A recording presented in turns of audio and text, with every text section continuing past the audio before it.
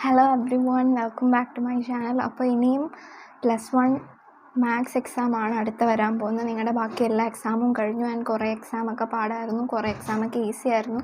And ഇനിയും അതൊന്നും ആലോചിച്ചിരിക്കാതെ എന്താണ് അടുത്ത മാത്സ് എക്സാമിന് വേണ്ടി പ്രിപ്പയർ ചെയ്യുക. നമ്മുടെ +2ൻ്റെ ഈ പ്രാവശ്യത്തെ മാത്സ് എക്സാം ഭയങ്കര നല്ല രീതിയിൽ ടഫായിട്ടുള്ള എക്സാം ആയിരുന്നു.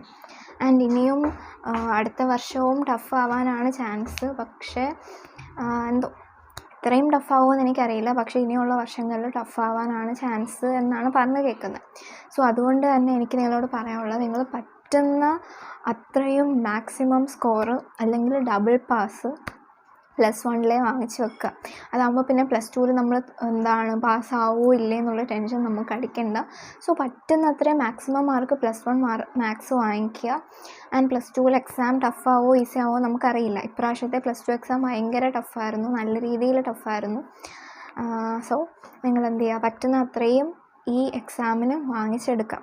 ഓക്കെ, നിങ്ങൾക്ക് ടോട്ടൽ മാത്സിൽ 14 ചാപ്റ്റേഴ്സാണ് ഉള്ളത്. ആൻഡ് ഞാൻ ഇനിയും പറയുന്നില്ല വെയിറ്റേജ് നോക്കി പഠിക്കൂ, അങ്ങനെ ഞാൻ പറയുന്നില്ല. കാരണം ഇപ്പോൾ വന്ന ക്വസ്റ്റ്യൻ പാറ്റേൺ നോക്കുകയാണെങ്കിൽ, ഫിസിക്സൊക്കെ നോക്കുകയാണെങ്കിൽ വെയിറ്റേജിന് ഒന്നും ഒരു വിലയില്ലാത്ത പോലെ, വെയിറ്റേജ് കുറവുള്ള ചാപ്റ്ററിൽ നിന്ന് കൂടുതൽ മാർക്കിന് വരുന്നു, വെയിറ്റേജ് കൂടുതലുള്ള ഫ്ലൂയിഡ്സ് പോലുള്ള ചാപ്റ്ററിൽ നിന്ന് വലിയ വലിയ ഡെറിവേഷൻസ് ഒന്നും തന്നെ വന്നിട്ടില്ല.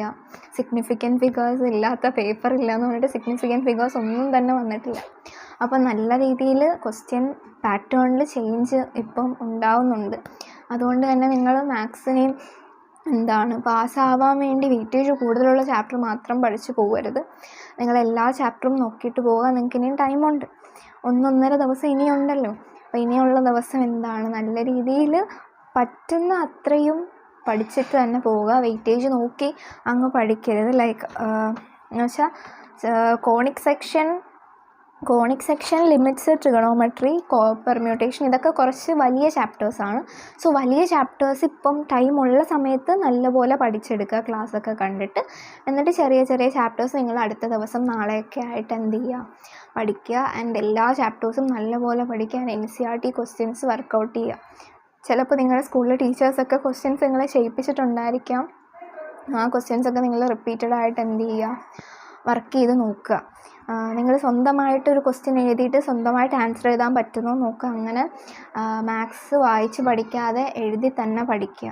നമ്മൾ വായിച്ച് പഠിച്ചാലുള്ള പ്രശ്നം എന്ന് വെച്ചാൽ നമുക്കപ്പോൾ തോന്നും നമുക്കിതെല്ലാം അറിയാൻ തോന്നും. പക്ഷേ എക്സാം ഹാളിൽ ചെന്നിട്ട് നമ്മൾ ക്വസ്റ്റ്യൻ പേപ്പർ കാണുമ്പോൾ നമ്മൾ പകുതിക്ക് വെച്ച് നമ്മൾ സ്റ്റക്കാവും. ഇത് കഴിഞ്ഞ് ഈ ഒരു സ്റ്റെപ്പ് കഴിഞ്ഞ് അടുത്ത് എന്താണ് ചെയ്യേണ്ടത് എന്നൊരു നമുക്ക് ഡൗട്ട് ഉണ്ടാവാൻ ചാൻസ് വളരെയധികം കൂടുതലാണ്. സോ നിങ്ങൾ എന്ത് ചെയ്യുക, എഴുതി തന്നെ പഠിക്കുക മാത്സ്.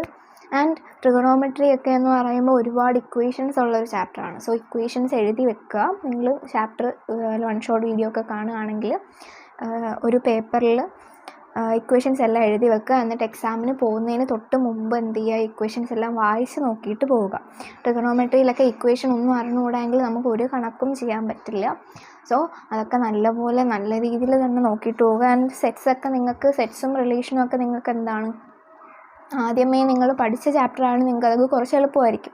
ആൻഡ് ഇതിൽ എളുപ്പമായിട്ടുള്ള chapter sets, relation, complex number, linear inequality, binomial theorem, statistics, ഇത് ഇത്രയും ഭയങ്കരമായിട്ടുള്ള എളുപ്പമുള്ള ചാപ്റ്റേഴ്സാണെന്ന് വെച്ചാൽ നമുക്കൊരു 1 hour or ½ hour or 1 hour കൊടുത്താൽ തന്നെ നമുക്ക് നല്ല രീതിയിൽ പഠിച്ചെടുക്കാൻ പറ്റുന്ന ചാപ്റ്റേഴ്സാണിത്.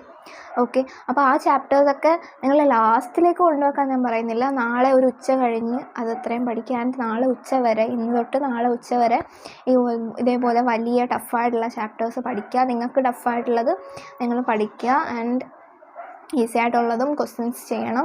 ആൻഡ് അറ്റ് ലാസ്റ്റ് എക്സാമിന് പോകുന്നതിന് മുമ്പ് കഴിഞ്ഞ വർഷത്തെ ക്വസ്റ്റ്യൻ പേപ്പറും കഴിഞ്ഞ വർഷത്തെ ക്വസ്റ്റ്യൻ പേപ്പറും ഒന്ന് വർക്കൗട്ട് ചെയ്ത് നോക്കുക. കഴിഞ്ഞ വർഷത്തെ മാത്സ് ക്വസ്റ്റ്യൻ പേപ്പർ ഈസി ആയിരുന്നു. ആക്ച്വലി കുറച്ച് ഈസി ആയിട്ടുള്ള ക്വസ്റ്റ്യൻ പേപ്പറായിരുന്നു കഴിഞ്ഞ വർഷത്തെക്കാട്ടിലും. സോ നിങ്ങൾ എന്ത് ചെയ്യുക, കുറച്ചും കൂടെ ക്വസ്റ്റ്യൻ പേപ്പേഴ്സൊക്കെ വർക്കൗട്ട് ചെയ്ത് നോക്കുക. അപ്പോൾ നിങ്ങൾക്ക് കുറച്ച് ഒരു മോട്ടിവേഷൻ ഓർ കോൺഫിഡൻസ് കിട്ടും. ആൻഡ് ഈ ക്വസ്റ്റ്യൻ പേപ്പർ വർക്കൗട്ട് ചെയ്യുന്ന ടൈമിൽ നിങ്ങൾക്ക് ഏതെങ്കിലും ക്വസ്റ്റ്യൻ എഴുതാൻ പറ്റുന്നില്ല എങ്കിൽ അത് ഏത് ചാപ്റ്ററിലുള്ളതാണെന്ന് നോക്കുക. ആൻഡ് ആ കൺസെപ്റ്റ് ക്ലിയർ ആക്കി പോവുക. ഓക്കെ, അത് ഭയങ്കര നല്ലൊരു മെത്തേഡാണ്. അതായത് നമ്മളിപ്പോൾ ഒരു ക്വസ്റ്റ്യൻ പേപ്പർ വർക്കൗട്ട് ചെയ്യുമ്പോൾ നമുക്ക് ഏതെങ്കിലുമൊക്കെ ക്വസ്റ്റ്യനിൽ നമ്മൾ സ്റ്റക്കാവും, ലൈക്ക് ഇതിന് എന്ത് ചെയ്യണം എന്നറിയില്ല. അപ്പോൾ അങ്ങനെയുള്ള ടൈമിൽ നമ്മൾ അയ്യോ എനിക്കൊന്നും അറിഞ്ഞുകൂടാ എന്നും പറഞ്ഞ് ഡിപ്രസ്ഡ് ആയിട്ടിരിക്കാതെ അത് ഏത് ചാപ്റ്ററാണ്, ഏത് ടോപ്പിക്കാണ് എന്ന് നമ്മൾ നോക്കിയിട്ട് ആ ടോപ്പിക്ക് എടുത്ത് ഒന്നുകൂടെ പഠിക്കുക എന്നുള്ളതാണ് നമ്മൾ ചെയ്യാനുള്ളത്. ഓക്കെ, അങ്ങനെയാണ് നമ്മൾ ഇമ്പ്രൂവ് ചെയ്യുന്നത്. ഓക്കെ, സോ മാത്സ് അങ്ങനെ നിങ്ങൾ പഠിക്കുക. എല്ലാ ക്വസ്റ്റ്യൻസും പറ്റുന്ന അത്രയും NCERT ക്വസ്റ്റ്യൻസ് വർക്കൗട്ട് ചെയ്യുക. അല്ലെങ്കിൽ നമ്മൾ യൂട്യൂബിലുള്ള ലൈവൊക്കെ കാണാൻ അതിൽ കുറേ ക്വസ്റ്റ്യൻസ് ചെയ്യിക്കും. ആ ക്വസ്റ്റ്യൻസൊക്കെ ലൈവ് കണ്ടുകൊണ്ടിരിക്കുമ്പം അത് കേട്ടിരിക്കാതെ നിങ്ങൾ തന്നെ ഒരു ബുക്കും പേനയും എടുത്ത് ക്വസ്റ്റ്യനൊക്കെ എഴുതുക. ആൻഡ് കാൽക്കുലേറ്റർ ഇപ്പോൾ നിങ്ങൾ പഠിക്കുമ്പോൾ തന്നെ കാൽക്കുലേറ്റർ യൂസ് ചെയ്യുക. അല്ലെങ്കിൽ എക്സാം ഹോളിൽ ചെല്ലുമ്പോൾ പെട്ടെന്ന് നമുക്ക് കാൽക്കുലേറ്റർ എടുത്ത് പെട്ടെന്നൊന്നും കാൽക്കുലേറ്റ് ചെയ്യാൻ പറ്റില്ല. പെട്ടെന്ന് നമ്മളിങ്ങനെ കാൽക്കുലേറ്റ് ചെയ്യാൻ നമുക്ക് പ്രാക്ടീസ് ഇല്ല എങ്കിലും എക്സാം ഹോളിൽ ചെന്ന് നമുക്ക് പെട്ടെന്ന് കാൽക്കുലേറ്റ് ചെയ്യാനൊന്നും പറ്റില്ല.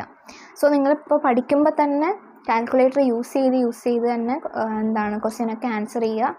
സോ നിങ്ങളുടെ ലാസ്റ്റ് എക്സാം ആയതുകൊണ്ട് അയ്യോ ഇത് ലാസ്റ്റ് എക്സാം കഴിഞ്ഞ് സ്കൂൾ അടയ്ക്കും എന്നുള്ള സന്തോഷത്തിൽ ആ ഒരു എക്സൈറ്റ്മെൻറ്റിൽ ഇരുന്ന് പഠിക്കാതെ ഇരിക്കരുത്. നിങ്ങളുടെ ലാസ്റ്റ് എക്സാം ഭയങ്കര ഇമ്പോർട്ടൻ്റ് ആയിട്ടുള്ള മാത്സ് ആണ്.